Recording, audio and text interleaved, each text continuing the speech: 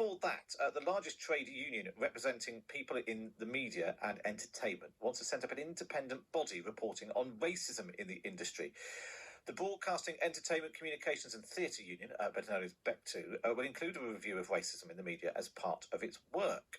Visiting Professor in Media Diversity at Birmingham City University and a former BBC executive, Marcus Ryder, has been appointed to look into this and joins me now. Morning, Marcus. Good morning. And the head of Bectu, Philippa, is with me as well. Morning. Good morning. Let's start with you then, Philippa. What's the thinking in Bectu behind this? Why have you asked Marcus to do this review? Well, clearly, since the Black Lives Matter movement has gained momentum during the pandemic, our members have been saying to us, there's a real and fundamental problem of racism, actually across the creative industries.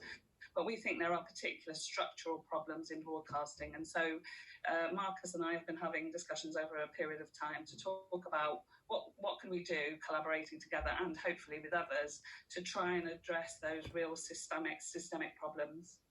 And what do you think those systemic problems are? Because Bectu is a union, it represents more people working behind the scenes, obviously, doesn't it? So this isn't just about, although this is also a problem, this isn't just about diversity on screen or on air, but this is within the industry and the behind the scenes jobs as well.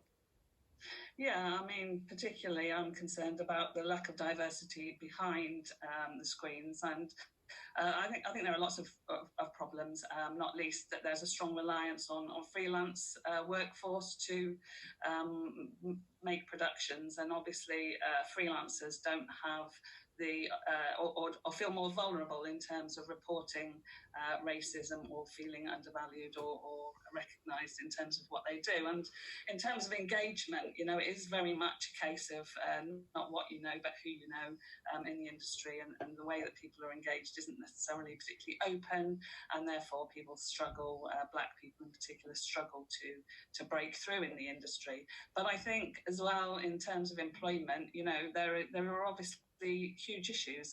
People are, unless they've got a particular profile or feel secure in where they are in terms of working within broadcasters, we know that there are problems, but people don't feel comfortable to speak out about them. And that's why we want to set up an independent reporting body that people can have some trust in, do feel able to confide in, and recognise that when they report racism or structural problems, that those will be addressed. Let's bring Marcus in then. Marcus, I mentioned that you used to work at the BBC. What's been your experience within a big broadcaster like that? I don't think it's necessarily about personal experiences. I think we have to look at the aggregate. And in the aggregate, the BBC and other broadcasters have a real problem with retention. So of retention of BME, of Black, Asian and minority ethnic staff. And I suspect a large part of it is because people aren't happy. You leave places where you're not happy, and racism and the culture might be part of that. So what we're trying to do is, when we talk about the systemic problems, we're trying to make sure that we are actually being a good friend to the broadcasters. Because if we can create an environment where people can actually address their problems and we can create better culture, then there'll be better retention, then there'll be better diversity, and that's better for everyone. And what, in terms of practical steps, you think can be taken? Because it sounds to me like the initial hurdle of not recruiting, that might have improved in the past, but then retention becomes a problem. And then the reasons why people come and go and leave organisations are really complicated, aren't they? What do you hope to have at the end of this, that sort of concrete steps that might be possible to take? What I hope to have by the end of this is that first of all, I hope to deliver what Bectu wants me to deliver. That's the first thing I hope to have. Yeah, absolutely. You need to do what they ask. Exactly.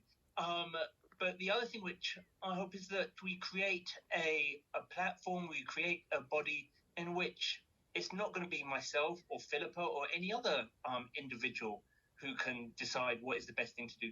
This is going to be a body which will be able to take in the experiences of everybody in the industry and their experiences. And so hopefully we'll be able to learn from them, and broadcasters and large independent television companies and other companies will be able to change their policies accordingly to actually address the issues which we're able to systematically capture. Just finally then, Philippa, what's the sort of timescale on this? When do you hope to sort of start seeing real change? Oh, well, that's the million-dollar question. I think the important thing is we're working with Marcus, and he's going to produce his report in the next couple of months. And then we really want to sit down with the broadcasters and PACT and talk about how we can make change.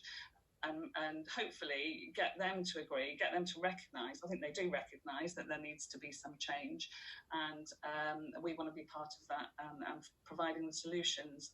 And as Marcus said, we want to be a critical friend to the broadcasters, because it's in everybody's best interest to ensure that we have a more diverse broadcast media. Well, we wish you luck, and like you said, hope that some concrete steps come out of the Black Lives Matter movement. We're really good to speak to you, Philippa Charles, head of Bectu, and Marcus Ryder, the visiting professor of media diversity at Birmingham City University, who's carrying out that review into trying to set up an independent body reporting on racism in the media and entertainment worlds. Joining us here on Times Radio, Matt Chorley with you until